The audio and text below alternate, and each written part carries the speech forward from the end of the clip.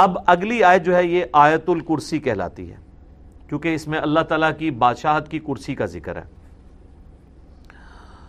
اس کی فضیلت میں کئی ایک احادیث ہیں، صحیح بخاری میں ایک بڑی ڈیٹیل حدیث ہے، مال غنیمت کی چوکیداری کے اوپر سیدنا ابو ہریرہ کو نبی صلی اللہ علیہ وآلہ وسلم نے مامور کیا، اور 3 راتوں تک ایک شخص آ کے وہاں چوری پرفارم کرنے کی کوشش کرتا رہا، تو حضرت ابو ہریرہ نے اسے پکڑ لیا۔ پہلی دفعہ پکڑا تو اس نے کہا چھوڑ دو، اگلی دفعہ نہیں آؤں گا۔ دوسری بار پکڑا تو اس نے کہا چھوڑ دو، اگلی دفعہ نہیں آؤں گا۔ تیسری دفعہ جب پکڑا تو انہوں نے کہا اب تو میں تجھے رسول اللہ کی بارگاہ میں ضرور پیش کروں گا۔ تو اس نے کہا کہ مجھے چھوڑ دو، میں تمہیں ایک ایسا وظیفہ بتاتا ہوں کہ اگر رات کو بستر پہ جاتے وقت تم وہ وظیفہ کر لو تو صبح تک اللہ تعالیٰ کی طرف سے تمہاری حفاظت کے اوپر فرشتہ مامور ہوگا، شیطان تمہارے قریب نہیں آئے گا۔ یہ حدیث صحیح بخاری میں 2311 ہے، انٹرنیشنل نمبر کے مطابق ہمارے صبح و شام کے اذکار میں بھی ہم نے ڈالی ہوئی ہے۔ تو پھر اس نے جو وظیفہ بتایا وہ ہے کہ آیت الکرسی رات کو بستر پہ جاتے وقت پڑھ لیا کرو۔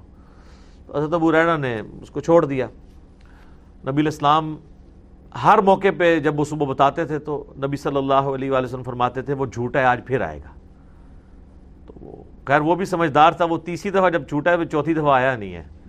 تو تیسری دفعہ حضور نے کہا کہ 3 دنوں سے تمہارا جو آنے والا وہ مہمان تھا نا، وہ شیطان تھا جو انسانی شکل میں آیا تھا، ہے وہ جھوٹا ہے لیکن اس نے بات سچی کی ہے۔ تو یہ ایک اصولی بات ہے کہ سچی بات اگر جھوٹا بھی کرے تو اس بات کی تصدیق کر دینی چاہیے۔ تو وہ آیت الکرسی کا وظیفہ مل گیا۔ اسی طریقے سے سنن نسائی الکبریٰ میں اسی کی ایکسٹینشن ہے۔ سنن نسائی الکبریٰ کے اندر ایک حدیث ہے، امام نسائی نے اس میں ایک چیپٹر باندھا ہے عمل الیوم واللیلہ، وہ سنن نسائی الکبریٰ کا چیپٹر ہے۔ اس میں انٹرنیشنل نمبر کے مطابق ہے یہ 8017 نمبر حدیث، حاکم میں بھی موجود ہے اس کا کچھ حصہ 2064، کہ جو شخص صبح کے وقت آیت الکرسی پڑھ لے شام تک وہ اللہ کی حفاظت میں رہتا ہے شیاطین سے، جنات سے، اور جو شام کے وقت ایک دفعہ آیت الکرسی پڑھ لے صبح تک حفاظت میں رہتا ہے۔ تو یہ اللہ کا شکر ہے کہ جو لوگ فجر اور مغرب کی نماز پڑھ رہے ہیں وہ آٹومیٹکلی آیت الکرسی پڑھ لیتے ہیں۔ اب جس نے فرض نماز کے بعد آیت الکرسی پڑھ لی ہے نا، اسے دوبارہ سے یہ ذکر کرنے کی ضرورت نہیں ہے، وہ اس میں امپلائڈ ہے، وہ شامل ہے، دوبارہ کر لیتا تو بہت اچھی بات ہے۔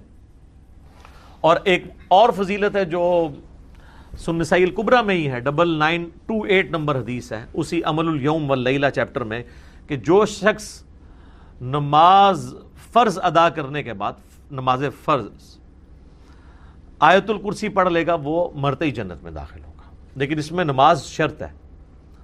تو یہ بھی ایک فضیلت ہے اس اعتبار سے۔ اس کی ایک ضعیف سند بھی ہے سنن کبریٰ البیہقی میں مولا علی سے، اس میں الفاظ یہ ہیں کہ وہ آیت الکرسی کسی سے گفتگو کرنے سے پہلے پڑھ لے، لیکن جو سنن نسائی الکبریٰ میں صحیح سند ہے اس میں یہ الفاظ نہیں ہے۔ لیکن اس طرح کی جو ضعیف روایتیں ہیں نا، جب صحیح احادیث کو سپورٹ کر رہی ہوں نا تو اسی کو فالو کرنا چاہیے، کوشش یہی کرنی چاہیے کہ بغیر گفتگو کیے سلام پھیرتے ہی آیت الکرسی پڑھ لی جائے۔ البتہ اگر کوئی گفتگو کر بھی لیتا ہے تب بھی فضیلت مل جائے گی، کیونکہ جو صحیح حدیث میں اس طرح کے الفاظ موجود نہیں ہیں۔ تو یہ 3 بڑے بڑے فضائل ہیں۔ باقی میں نے قرآن حکیم کی صورتوں کے فضائل کے اوپر ڈیٹیل لیکچر ریکارڈ کروا دیا ہوا ہے، مسئلہ نمبر 112A-B-C، جسے شوق ہے تو وہ دیکھ سکتا ہے۔ اللہ لا الہ الا ہو، اللہ ہی ہے وہ کہ نہیں ہے کوئی معبود سوائے اس کے۔ الحی القیوم، وہ خود سے زندہ ہے اور باقی سب کو قائم اسی نے رکھا ہوا ہے، سب کو زندہ رکھنے والا وہ ہے، باقیوں کی زندگی اس سے مستعار ہے، اس کی زندگی حقیقی ہے، اپنی ہے۔ لا تأخذہ سنۃ ولا نوم، اور اس کی زندگی اتنی کامل ہے کہ نہ تو اسے اونگ آتی ہے اور نہ نیند۔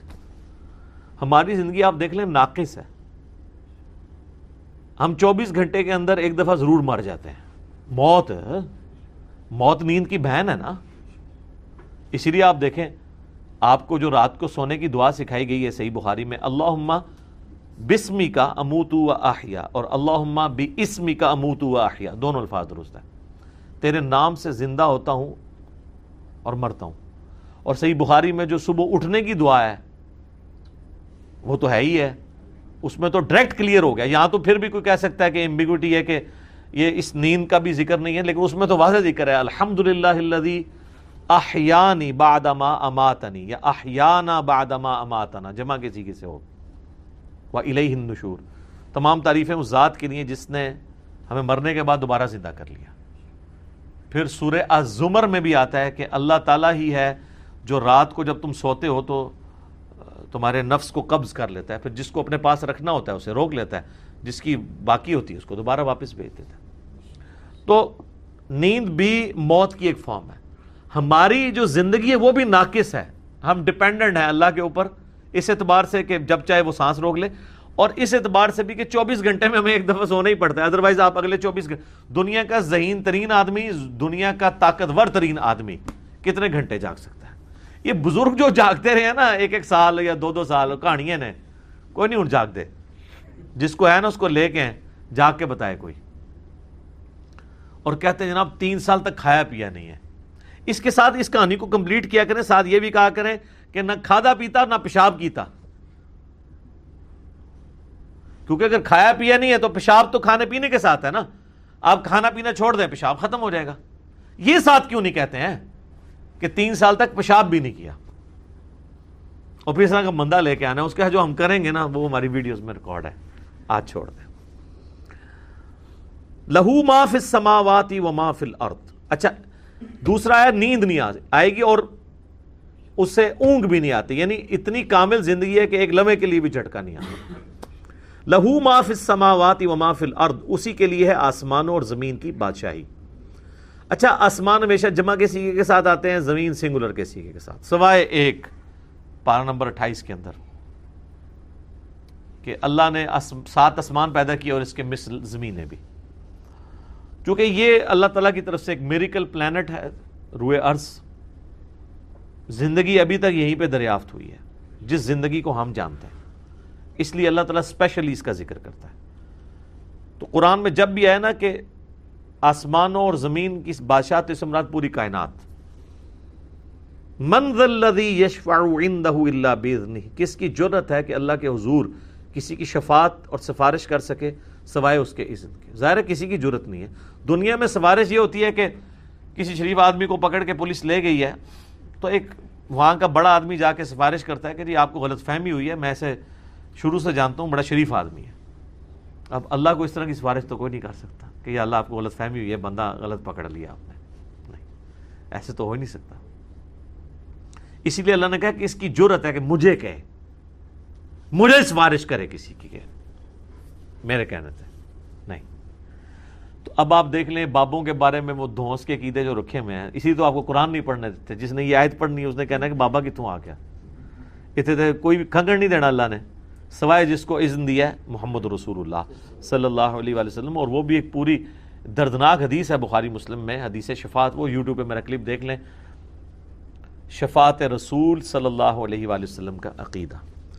یعلم ما بین ایدیہم وما خلفہم, وہ جانتا ہے جو ان سے پہلے ہو چکا جو ان کے بعد ہونے والا ہے.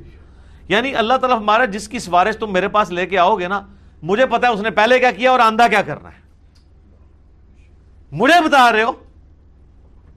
اور ایک معنی یہ بھی ہے کہ جو سفارشی بھی ہے نا, اللہ تعالیٰ ان کو بھی جانتا ہے کہ ان کا علم پہلے کا کیا تھا اور بعد کا علم کیا ہے. اللہ تعالیٰ نے ہر ایک کو اپنے علم سے گھیرا ہوا ہے. وَلَا يُحِيطُونَ بِشَيْءٍ مِّنْ عِلْمِهِ إِلَّا بِمَا شَاءَ, اللہ کے علم کو کوئی نہیں گھیر سکتا سوائے اللہ تعالیٰ جس کے لیے چاہے تو اس کے اوپر کوئی علم آشکار کر لے. یعنی اللہ تعالیٰ کے علم کو کوئی اور مخلوق نہیں گھیر سکتی. اللہ نے سب کو اپنے علم سے گھیرا ہوا ہے, سوائے اس کے کہ وہ جو سورہ آل عمران میں بھی آتا ہے 179 نمبر آیت میں, کہ اللہ کی یہ شان نہیں ہے کہ وہ اپنے غائب کے اوپر کسی کو اطلاع دے سوائے اپنے پیغمبروں کے, اور تمہارا کام ہے اللہ اور اس کے پیغمبروں پر ایمان لاؤ. پیغمبر وہ ہستی ہوتی ہے کہ جس کو اللہ تعالیٰ غیب کی خبریں دیتا ہے, غیب کا علم دیتا ہے اتنا جتنا اس کے لیے پسند فرماتا ہے. علم الغیب کے اوپر میرا مسئلہ نمبر 6A اور 6B آپ دیکھ سکتے ہیں, وہ ڈیٹیل ٹاپک ہے. تو جتنا جس کے لیے چاہتا ہے اللہ ظاہر فرماتا ہے, اور جس کے لیے نہیں چاہتا ظاہر نہیں فرماتا. اچھا، یہ اب بعض علم الغیب ایسے ہیں جو اللہ تعالیٰ نے انبیاء کرام کو دیے ہیں، اور بعض یہ ہیں جو ہمارے اعتبار سے وہ آپ سمجھ لیں ان سین علم ہے، لیکن چونکہ وہ فزیکل ورلڈ کے ساتھ تعلق رکھتے ہیں اس لیے ہم اس کو علم الغیب کا لفظ تو نہیں بول سکتے، لیکن چھپے علوم ہیں، جیسے سائنٹیفک جو بڑے بڑے راز ہیں اس کائنات کے، وہ لوگوں نے دریافت کیے ہیں۔ میگنیٹک فیلڈ کا دریافت کرنا، کمپاس بنا لینا، فیراڈے نے 8 سے 200-300 سال پہلے ہی ہوا ہے نا بجلی والا معاملہ، دنیا میں بجلی آئے ہوئے میکسیمم 150 سال گزرا ہے، اس سے پہلے بجلی نہیں تھی۔ تو ایک انسان پہ اللہ نے راز کھولا ہے نا کہ اگر کسی کنڈکٹر کو میگنیٹک فیلڈ کے اندر موو کیا جائے تو اس میں وولٹیج پیدا ہو جاتی ہے، ای ایم ایف انڈیوس ہو جاتی ہے۔ یہ فیراڈے کو اللہ نے راز سمجھا دیا نا، نیوٹن کو کئی ایک چیزیں باتیں سمجھا دی، آئنسٹائن کو سمجھا دی، تیل زمین سے نکل آیا، گھڑی بنا لی، اتنی ساری چیزیں ہیں، جہاز بنا لیے، جیٹ انجن بنا لیے۔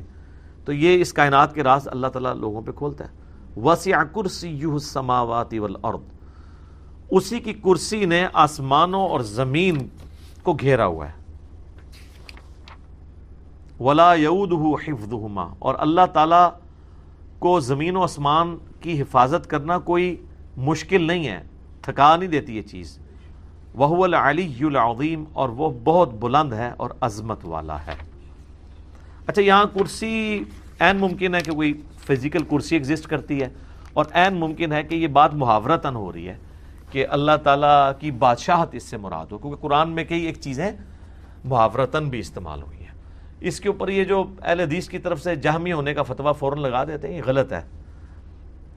بعض جگہ وہ خود بھی تعویلات کر رہے ہوتے ہیں، جیسے سورہ قصص کے اینڈ پہ آتا ہے کہ ہر چیز کو فنا ہے سوائے اللہ کے چہرے کے، تو سارے اہل حدیثوں نے ترجمہ کیا ہے یہاں چہرے سے مراد اللہ کی ذات ہے، تو تعویل تو وہ بھی کر رہے ہیں۔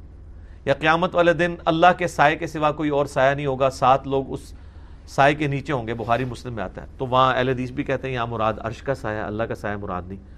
تو اس طریقے سے اگر کوئی تعویل کرتا ہے اس طرح کے معاملات میں، جہاں پہ ممکن ہو، جہاں پہ ممکن نہ ہو وہاں پہ نہیں کرنی چاہیے۔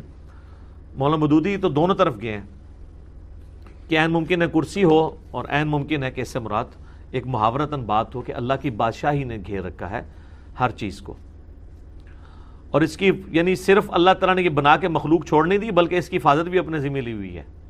اور وہ ایسی حفاظت نہیں ہے کہ کوئی اللہ تعالیٰ کو مصروف ہو گیا کہ اتنی مخلوقات پیدا کر کے اب کیا کرے گا، وہ ایسا نہیں ہے، بلکہ وہ اللہ تعالیٰ نے پہ کوئی گرا نہیں ہے اس کی۔ وہ تو سورۃ الانعام میں ہے کہ زمین کی گہرائیوں میں کوئی دانہ نہیں پھوٹتا، نہ زمین کے اوپر نہ سمندروں میں کوئی پتا بھی گرتا ہے مگر اس کے علم سے، اور اتنا کامل علم ہے کہ اللہ نے یہ سب کچھ ہونے سے پہلے ہی لوح محفوظ میں لکھ لیا ہے۔ تو ایک ڈیٹیل طلب ٹاپک ہے۔ وَهُوَ الْعَلِيُّ الْعَظِيمُ، اور وہ بلند ہے اور عظمت والا ہے۔